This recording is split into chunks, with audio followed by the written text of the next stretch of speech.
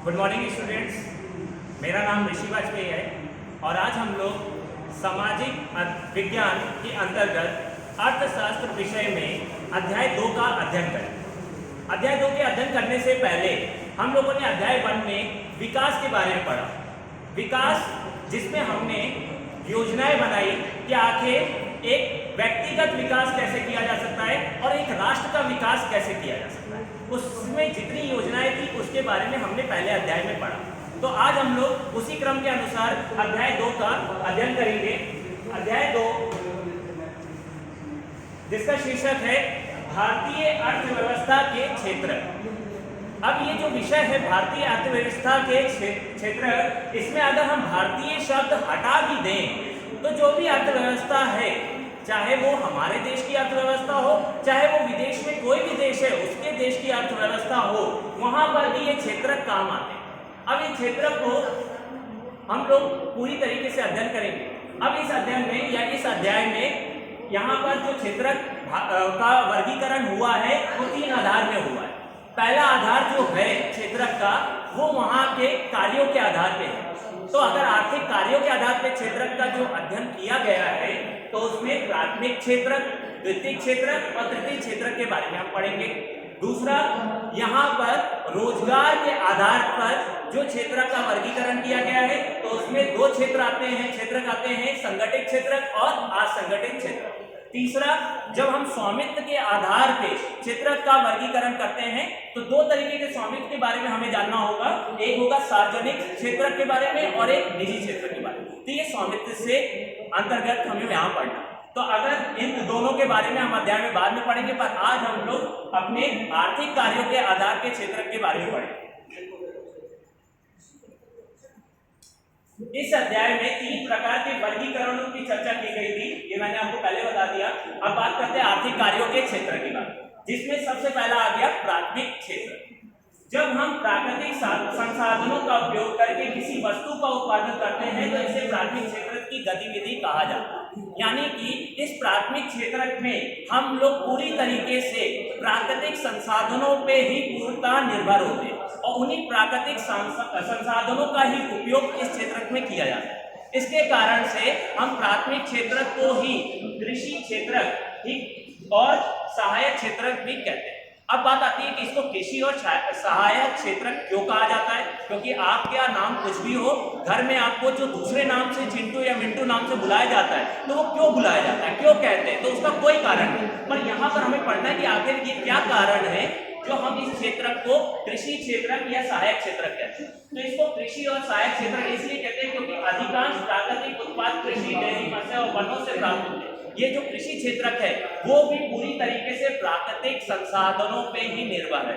तो जो प्राकृतिक संसाधनों पे निर्भर है तो वही हमारा प्राथमिक क्षेत्र है। तो जब वो प्राथमिक क्षेत्र है तो कृषि भी एक तरीके से प्राथमिक क्षेत्र की ही पार्ट है, तो हम इसको पूरी तरीके से कृषि और सहायक क्षेत्र भी कहते हैं। अब इस प्राथमिक क्षेत्र जो पूरी तरीके से प्राकृतिक संसाधनों पे निर्भर है तो इसमें हमारा कृषि और साथ में जितना भी पशुपालन है सब इसके अंतर्गत आता है, जिसमें हम मत्स्य पालन हो, डेयरी बिजनेस हो, यानी कि जो भी हम गाय बैल जो भी पालते हो जिससे हम अपने कृषि को या दूध का बिजनेस जो भी हम काम कर सकते हैं वो सब इस क्षेत्र के अंतर्गत आते हैं।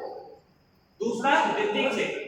द्वितीय क्षेत्र, इसमें हम लोग द्वितीय क्षेत्र की गतिविधि के अंतर्गत प्राकृतिक उत्पादों का विनिर्माण प्रणाली के जरिए अन्य में परिवर्तित किया जाता है। यानी कि इस क्षेत्र में हम लोग विनिर्माण प्रणाली या फिर इसको हम औद्योगिक क्षेत्र भी कहते हैं, क्योंकि यहाँ पर हम मैन्युफैक्चर करते हैं और मैन्युफैक्चर ऐसे नहीं कि कहीं से भी कुछ जाए। तो इसका मतलब ये क्षेत्र भी पूरी तरीके से निर्भर है, आत्मनिर्भर किस पे है, प्राकृतिक क्षेत्र यानी प्राथमिक क्षेत्र, क्योंकि प्राथमिक क्षेत्र से ही हमें कच्चा माल मिलता है और उसी कच्चा माल को ही हम लोग फिनिश गुड यानी कि विनिर्मित करके तैयार करते हैं। तो उसको निर्माण करने के लिए हमें उद्योगों की जरूरत पड़ती है, इसलिए इसे औद्योगिक क्षेत्र भी कहा जाता है।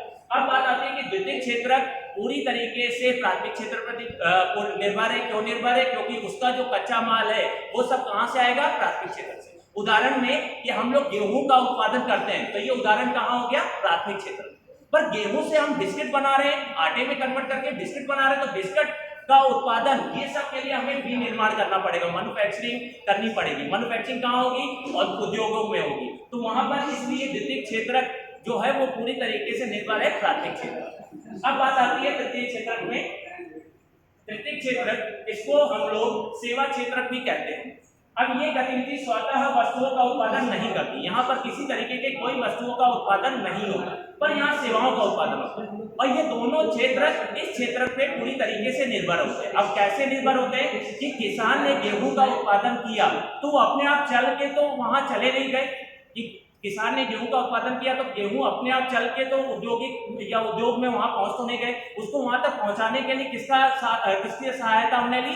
तो किसकी सहायता ली? यातायात, परिवहन, ट्रकों के जरिए, रेलगाड़ियों के जरिए हमने वहां किसान का जो गेहूं था वो उद्योग तक पहुंचाया। तो इसका मतलब हमने वहां पर सेवा ली। सेवा में कौन से क्षेत्र का हमने वहां पर पूरे तरीके से प्रयोग किया? तृतीय क्षेत्र। तो इसका मतलब तृतीय क्षेत्र जो है यहाँ पर वस्तुओं के बजाय सेवाओं का सृजन किया जाता है, यानी किसी तरीके के उत्पादन की बात ना करके हम सेवाओं की बात करते हैं। अब सेवाओं की बात करें तो सेवाएं भी अगर हम बात करें तो एक होता है प्रत्यक्ष रूप से, जैसे प्रत्यक्ष रूप से में आप देख रहे हो ट्रक का देख रहे हैं, रेलगाड़ी देख रहे हैं, तो ये प्रत्यक्ष रूप से आपने देखा कि हाँ हमारा सामान एक जगह से दूसरी जगह जाना है तो हमने प्रत्यक्ष रूप से देख लिया कि हमने ट्रक मंगाया, लोड किया, पहुंचा दिया। और एक हम लोग देख रहे हैं कि यहाँ पर जब हम लोग बात करते हैं इस क्षेत्र में, तो आपने देखा होगा इसमें क्षेत्र में बात करें तो यहाँ पर एक प्रत्यक्ष रूप से हो गया और दूसरा यहाँ पर आत्मनिर्भर के बेसिस पे, यानी कि स्किल डेवलपमेंट के बेसिस पे। स्किल डेवलपमेंट कैसे? जैसे एक टीचर है, एक लॉयर है, एक डॉक्टर है। डॉक्टर ये किसी तरीके का कोई उत्पादन नहीं कर रहे हैं, ये अपने अंदर वो चीज ग्रहण कर रहे हैं, अपने अंदर वो स्किल डेवलप कर रहे हैं और हमें सेवाएं प्रदान, ये किसी तरीके उत्पादन नहीं कर रहे हैं, ये हमें एक सेवा प्रदान कर रहे हैं। तो ये भी एक स्किल डेवलपमेंट, ये भी किसका भाग हो गया? तृतीय क्षेत्र का। तो ये तीन क्षेत्र हमने पढ़े। अगर हम बात करें इन क्षेत्र के बारे में तो आप देखिए 1970-71 की बात करें तो वहां पर इन क्षेत्रों का हमारे सकल घरेलू उत्पाद, जिसको हम आगे पढ़ेंगे, उसमें कुछ ना कुछ योगदान था। पर अगर इस योगदान को आप 1970-71 की बात करें और 2010-11 की बात करें तो आपको बहुत बड़ा अंतर दिखेगा। उस अंतर से आप देखिए कि आपका जो कृषि क्षेत्र था, यानी कि जो प्राथमिक क्षेत्र था, उसका योगदान कितने करोड़ों रुपए था। उसके बाद द्वितीय क्षेत्र का कितना था, तृतीय क्षेत्र का कितना था। पर वही चीज 2010 में कितना बढ़ा। पर आप देखिए कि जो कृषि क्षेत्र था वो बढ़ा है, हाँ पैसा बढ़ा है, उसको कई चीज ज्यादा राइज हुई, पर मेन चीज है उतना नहीं बढ़ा जितना हमने सोचा था। तो इसमें क्षेत्र में जो बढ़ा वो कौन सा क्षेत्र ज्यादा बढ़ा? तृतीय क्षेत्र। अब यहाँ पर बच्चों एक क्वेश्चन राइज होता है आप लोगों के लिए कि आखिर तृतीय क्षेत्र में ऐसा क्या हुआ? ना यहाँ पर वस्तु का उत्पादन हुआ, यहाँ पर ना किसी तरीके का कोई उत्पादन करके हमने प्राकृतिक संसाधनों का यूज किया, तो आखिर ये क्षेत्र कितना क्यों बढ़ा? तो अगर हम आपको बात करें तो आप लोगों ने अजय देवगन की मूवी बहुत देखी, तो उसमें आपने देखा है कि वो दो बाइक में खड़े होकर सवार होकर चल रहा है। तो जब आप दो बाइक पे सवार होकर चल रहे हो, अगर बाइक के पहिए बढ़ा दिए जाए, बाइक बढ़ेगी तो अजय देवगन का कद अपने आप बढ़ जाए। तो इसका मतलब ये जो तृतीय क्षेत्रक है, ये जो है, ये जो बाकी के क्षेत्रक है, ये तृतीय क्षेत्रक पे पूरी तरीके से निर्भर है। अब कैसे निर्भर है, इनकी बात हम लोग करें।